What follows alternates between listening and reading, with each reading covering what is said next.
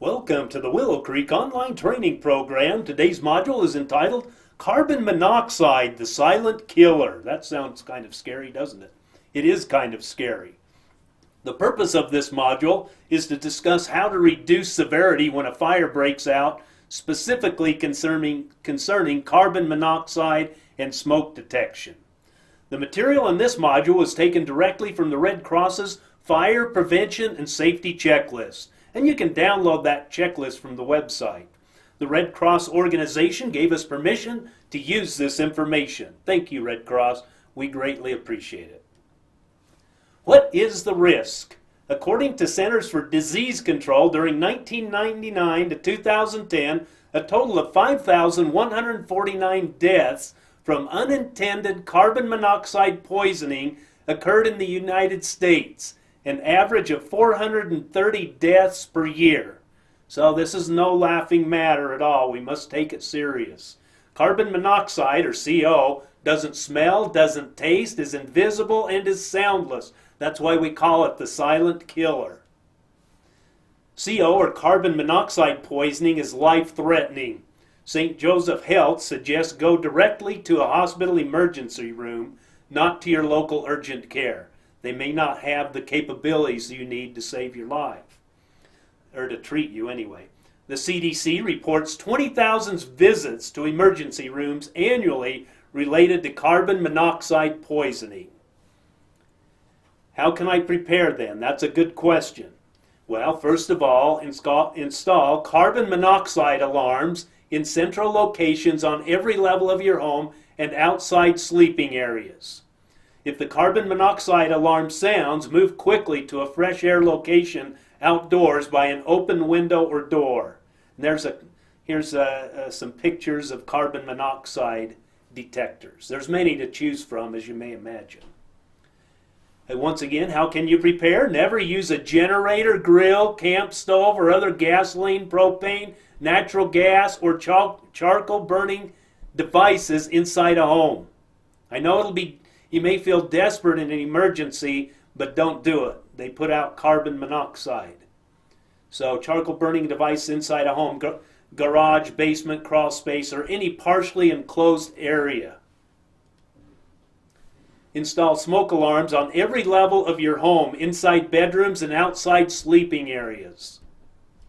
According to the NFPA, smoke alarms installed in the basement should be installed on the ceiling at the bottom of the stairs leading to the next level. And so there's a picture of someone putting one up, and you can see smoke going up. It will save your life. Here's a good diagram, I think, from a place in California that suggests where do you put all these detectors. Well, as you can see, every bedroom needs a smoke alarm, and carbon monoxide in the hall, stairways, basement. Fire extinguisher, garage, kitchen, bedroom, blah, blah, blah.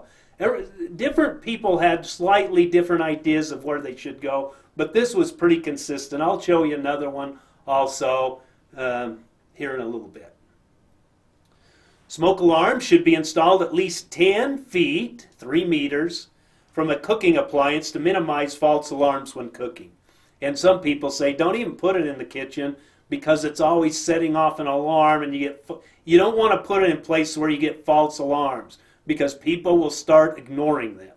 So that's the reason they say don't even put them in the kitchen. So, but this one from the checklist of American Red Cross says install at least 10 feet from a cooking appliance. Okay?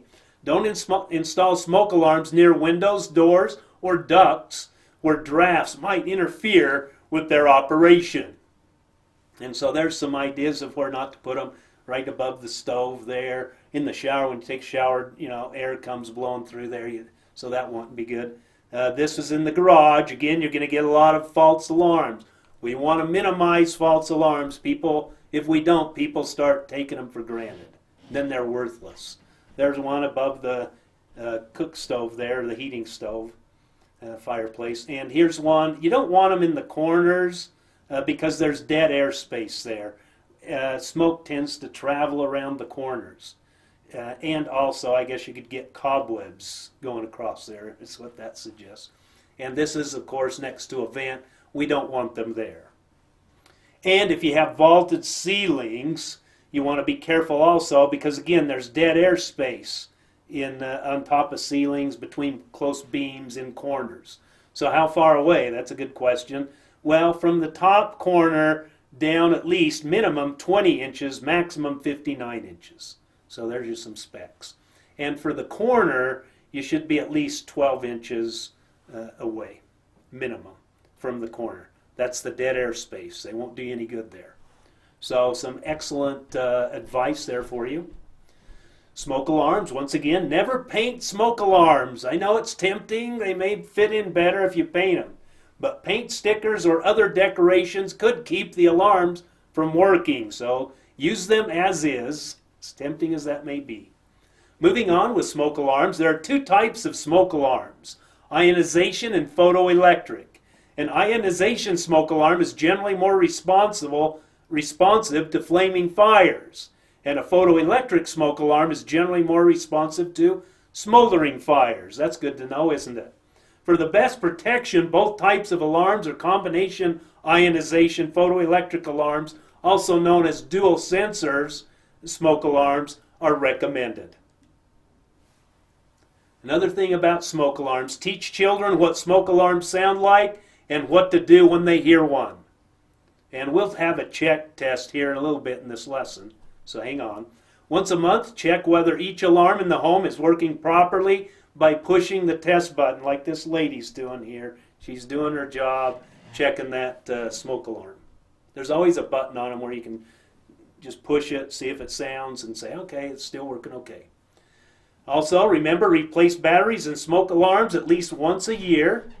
If you're in a time zone that changes, it's a good reminder that when you change your time, also change your batteries. How's that? Immediately install a new battery if an alarm chirps. When they chirp, it's a warning that the battery is low. So make sure you change those. The most of them are very easy. This one, of course, you'd have to take off the ceiling and then put it in. But others, they have a little flap that swings out, and it's real easy to change the batteries. Not a big deal.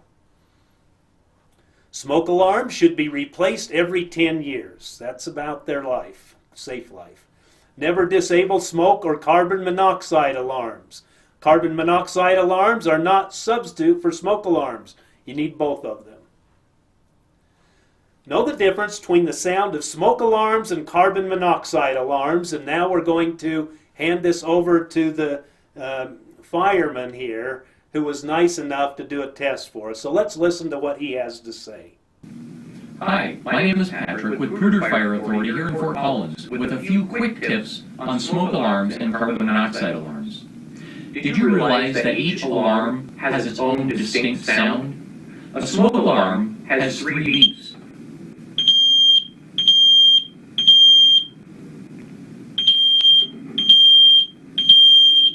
While a carbon monoxide alarm has 4 beeps.